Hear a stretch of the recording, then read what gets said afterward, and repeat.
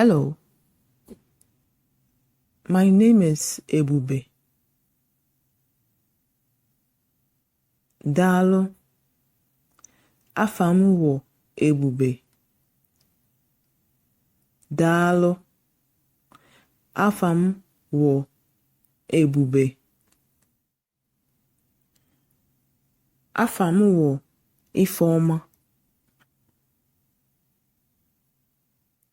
My name is Ifeoma. Afa m wụ Ifeoma.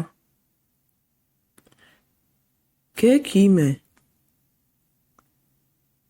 Kee ka ime? Kedu ka ime? Kedu ka ime?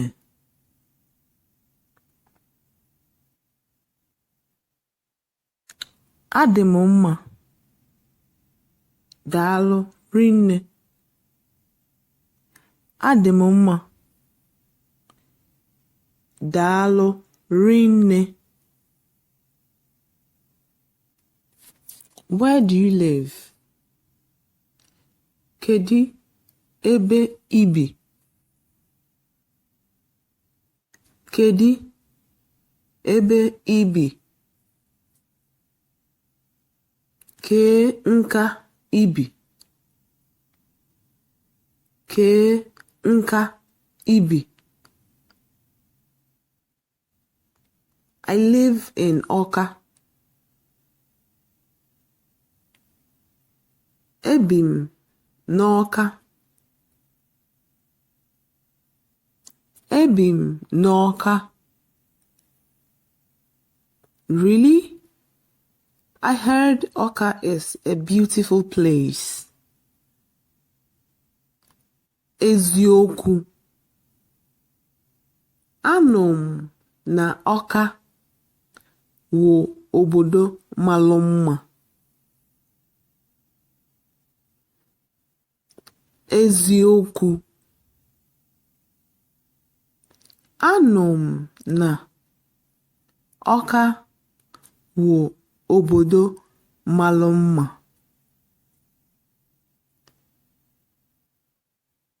Nice. I live in Lagos.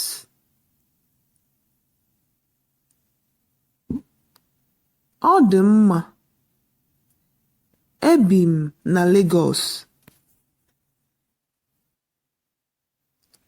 Ọ dị mma. Ebi m na Lagos.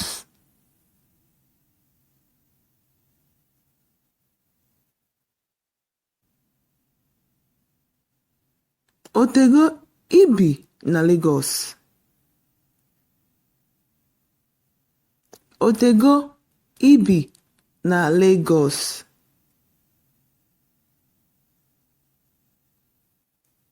Yes, 5 years. Arọ ise.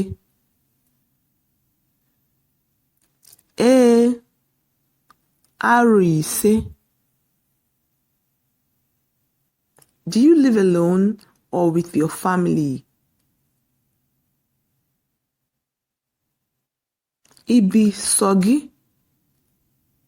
Ka gị na ezinụlọ gị bi? Ibi sọ gị? Ka gị na ezinụlọ gị bi? I live with my husband and my son. Ọ mụ na di m na nwa m nwoke bi. Ọ mụ na di m na nwa m nwoke bi. Really? Nice. I live with my siblings. Ọ makakwa. Ọ mụ na ụmụnne m bi. Ọ makakwa. Ọ mụ na ụmụnne m bi.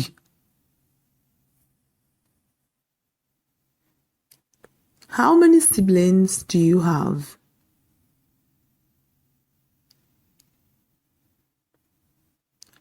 Ụmụnne one ka ị nwee? Ụmụnne one ka ị nwee? Ụmụnne one ka ị nwee? I have 4 siblings. Enwe m ụmụnne na-anọ. Enwe m ụmụnne ịnọ.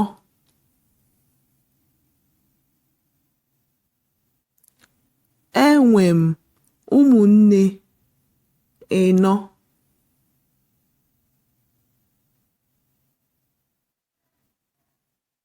How many years have you been married? Arọ one ka ị nụgolu di?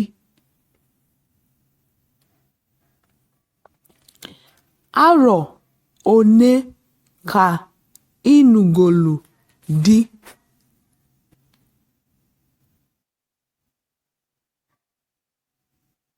Five years. Arọ ise. Arọ ise. How old is your son? Arọ one ka nwa gị nwoke dị?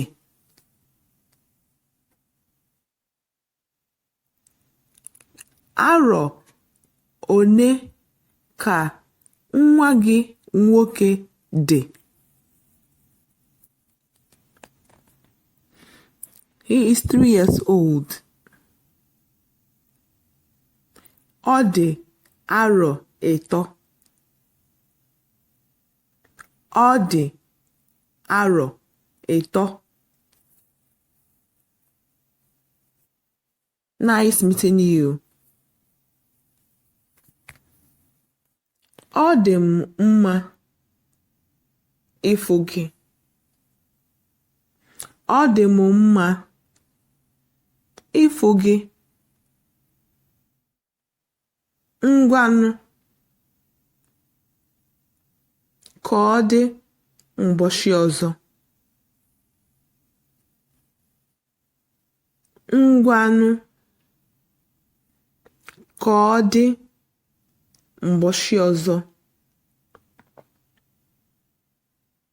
Bye.